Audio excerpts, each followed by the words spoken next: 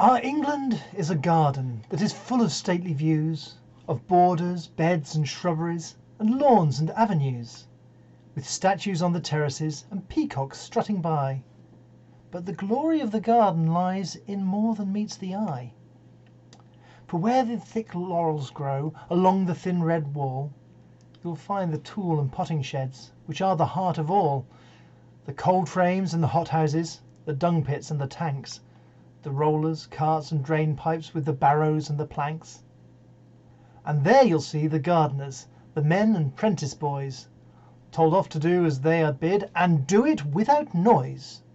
For except when seeds are planted and we shout to scare the birds, the glory of the garden, it abideth not in words. And some can pot begonias, and some can bud a rose, and some are hardly fit to trust with anything that grows. But they can roll and trim the lawns and sift the sand and loam, for the glory of the garden occupieth all who come.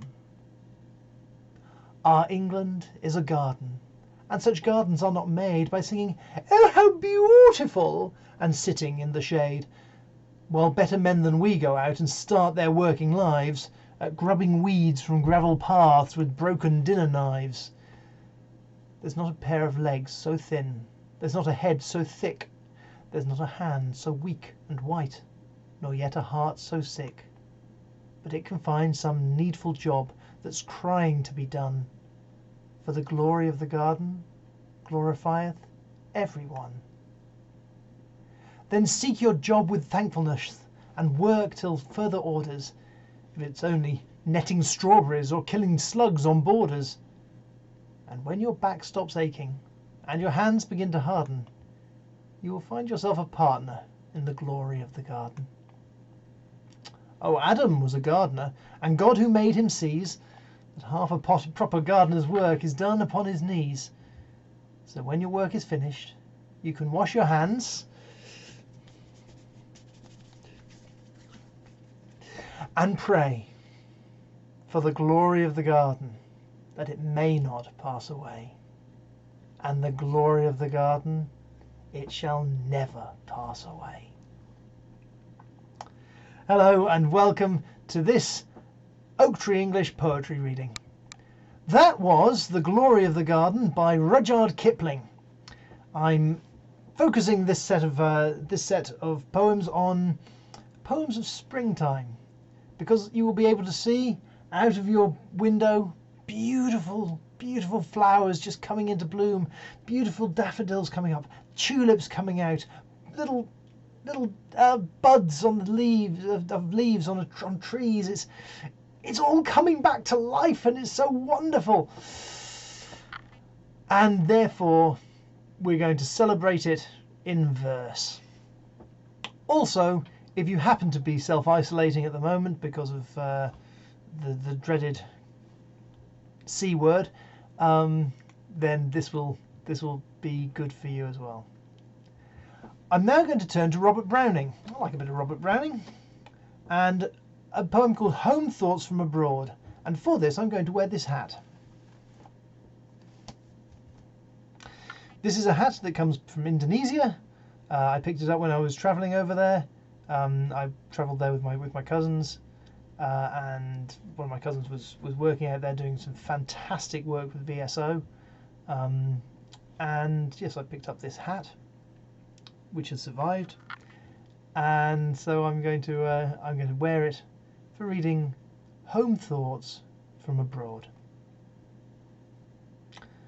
Oh, to be in England, now that April's there, and whoever wakes in England sees some morning, unaware, that the lowest boughs and the brushwood sheaf round the elm tree bole are in tiny leaf, while the chaffinch sings on the orchard bough, in England, now.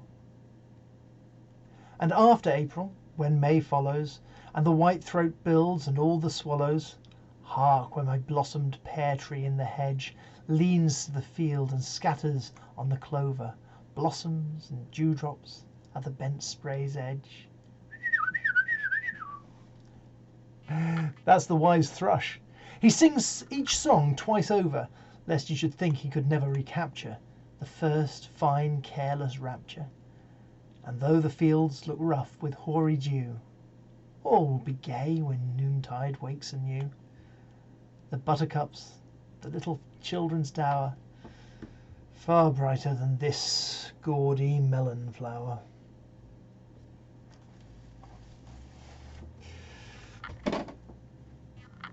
And turning from home thoughts to abroad, from home thoughts from abroad, let's think of home thoughts while we're here. And for this, I'm going to need a crown. Because I'm reading from William Shakespeare's Richard II. I will also need this. My daughter said I could borrow it.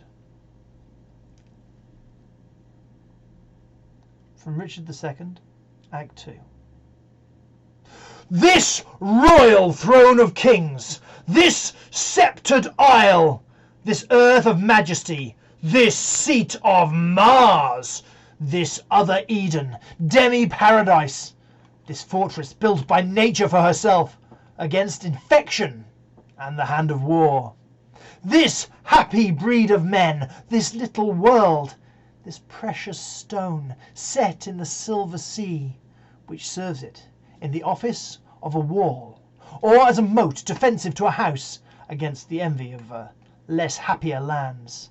This blessed plot, this earth, this realm, this England!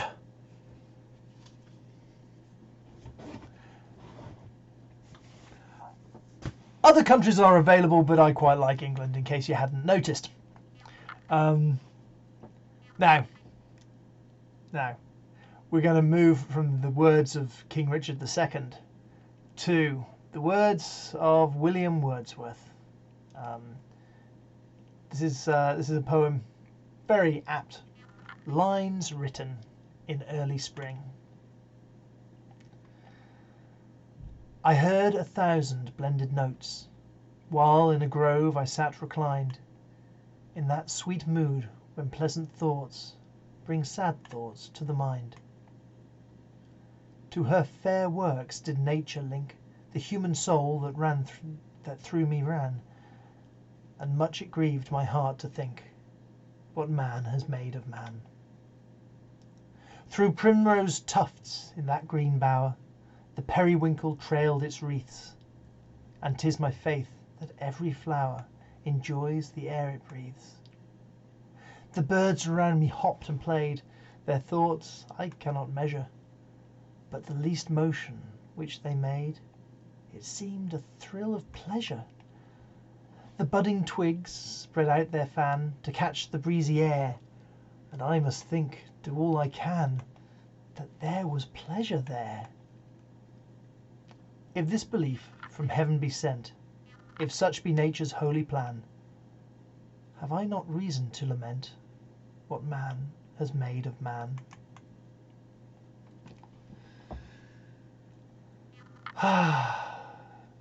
Good old Wordsworth. But where Wordsworth laments, Gerard Manley Hopkins praises. This is his poem called Spring. Nothing is so beautiful as spring, when weeds in wheels shoot long and lovely and lush. Thrush's eggs look little low heavens, and thrush through the echoing timber does so rinse and ring the ear, it strikes like lightnings to hear him sing. The glassy pear tree leaves and blooms, they brush the descending blue. That blue is all in a rush with richness. The racing lambs too have their fling. What is all this juice and all this joy? A strain of the earth's sweet being in the beginning, in Eden garden. Have, get, before it cloy, before it cloud, Christ, Lord and sour with sinning, innocent mind and Mayday in girl and boy. O maid's child, thy choice and worthy the winning.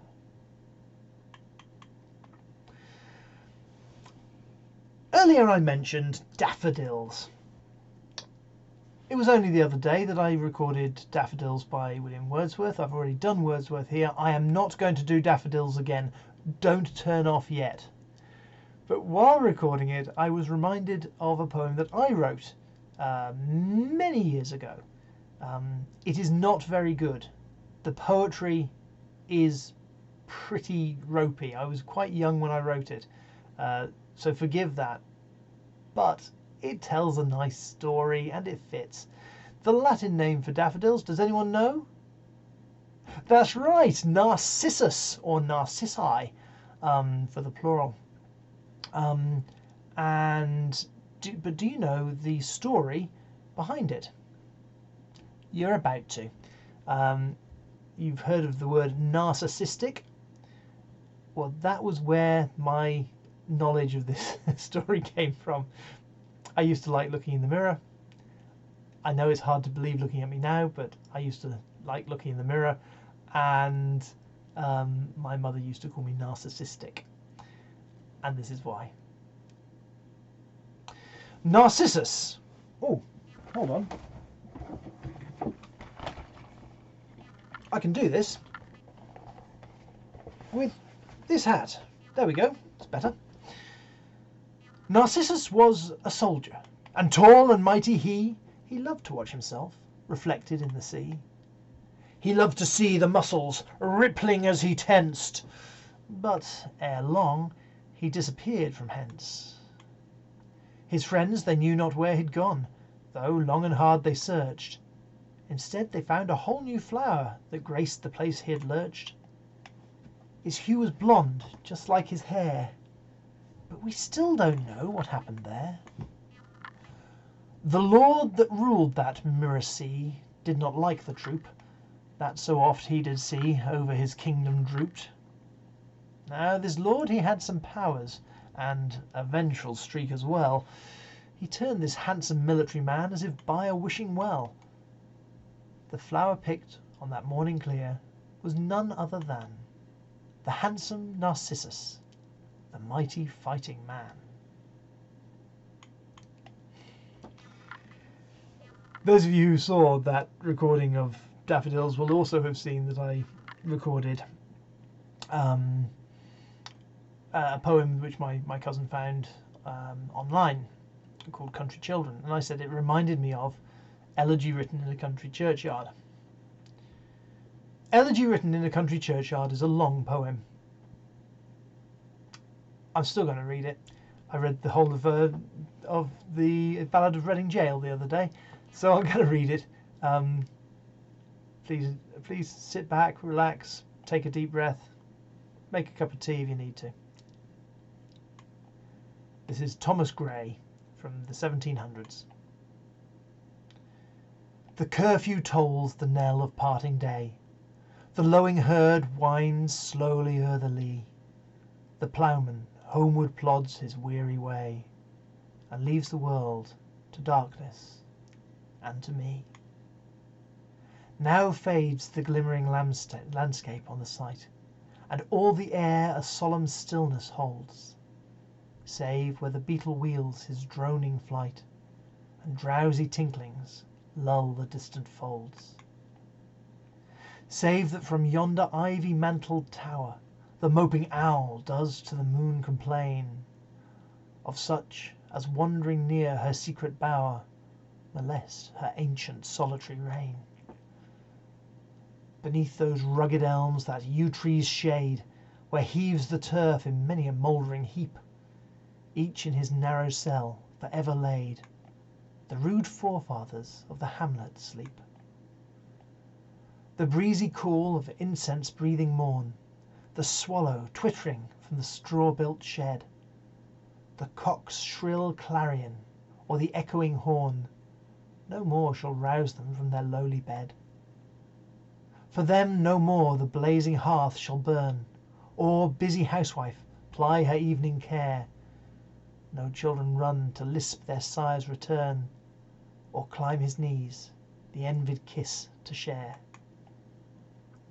Oft did the harvest to their sickle yield, their furrow oft the stubborn glebe had broke. How jocund did they drive their team afield, how bowed the woods beneath their sturdy stroke. Let not ambition mock their useful toil, their homely joys and destiny obscure, nor grandeur hear, with a disdainful smile, the short and simple annals of the poor. The boast of heraldry, the pomp of power, and all that beauty, all that wealth e'er gave, awaits alike the inevitable hour. The paths of glory lead but to the grave. Nor you, ye proud, impute to these the fault, if memory o'er their tomb no trophies raise, where through the long-drawn aisled and fretted vault the pealing anthem swells the note of praise. Can storied urn or animated bust back to its mansion call the fleeting breath? Can honour's voice provoke the silent dust, or flattery soothe the dull cold ear of death? Perhaps in this neglected spot is laid some heart once pregnant with celestial fire, hands that the rod of empire might have swayed, or wait to ecstasy the living lyre. But knowledge to their eyes her ample page, rich with the spoils of time, did ne'er unroll. Chill penury repressed their noble rage, and froze the genial current of the soul. Full many a gem of purest ray serene the dark, unfathomed caves of ocean bear. Full many a flower is born to blush unseen, and waste its sweetness on the desert air. Some village Hampden, that with dauntless breast the little tyrant of his fields withstood, some mute inglorious Milton here may rest, some Cromwell, guiltless of his country's blood. The applause of listening senates to command, the threats of pain and ruin to despise, to scatter plenty o'er a smiling land, and read their history in a nation's eyes. Their lot forbade, nor circumscribed alone their glowing virtues, but their crimes confined, forbade to wade through slaughter to a throne, and shut the gates of mercy on mankind. The struggling pangs of conscience truth to hide, to quench the blushes of ingenious shame, or heap the shrine of luxury and pride with incense kindled the muses' flame. Far from the madding crowd's ignoble strife, their sober wishes never learnt to stray. Along the cool sequestered vale of life they kept the noiseless tenor of their way. Yet even these bones from insult to protect, some frail memorial still erected nigh, with uncouth rhymes and shapeless sculpture decked, implores the passing tribute of a sigh.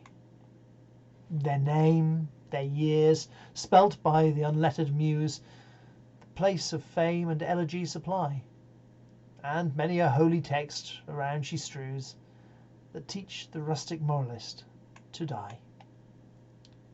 For who, to dumb forgetfulness a prey, this pleasing, anxious being ere resigned, left the warm precincts of the cheerful day, nor cast one longing, lingering look behind? On some fond breast the parting soul relies, some pious drops the closing eye requires. Even from the tomb the voice of nature cries, even in our ashes live their wonted fires. For thee, who mindful of the unhonoured dead, dost in these lines their artless tale relate, if chance, by lonely contemplation led, some kindred spirit shall inquire their fate. Haply some hoary-headed swain may say, "Oft have we seen him at the peep of dawn, brushing with hasty steps the dews away, to meet the sun upon the upland lawn. There at the foot of yonder nodding beech, that wreathes its old fantastic roots so high, his listless length at noontide would he stretch, and pour upon the brook that babbles by. Hard by yon wood, now smiling as in scorn, muttering his wayward fancies he would rove, now drooping, woeful, wan, like one forlorn, or crazed with care, or crossed in hopeless love. One morn I missed him on the customed hill, along the heath, and near his favourite tree. Another came, nor yet beside the rill, nor up the lawn, nor at the wood was he. The next with dirges sad in due in sad array, slow through the churchway path we saw him borne.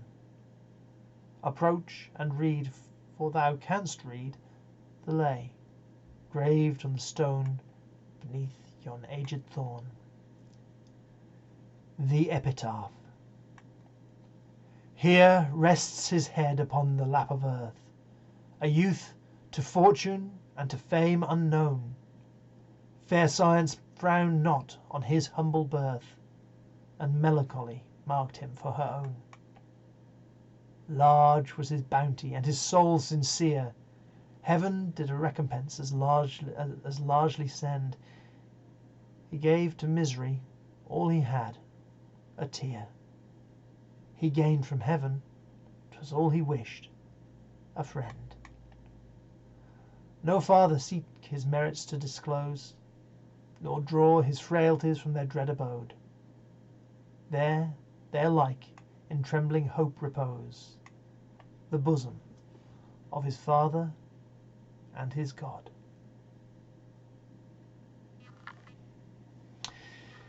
Thank you very much for joining me on this journey through poems of springtime. If you would like to help me share more poetry around the place, please feel free to like, subscribe, and share the video. You know how YouTube works. Please subscribe to my channel so that I can we can together spread the joy of poetry. Thank you very much for joining me. Have a great day. Goodbye.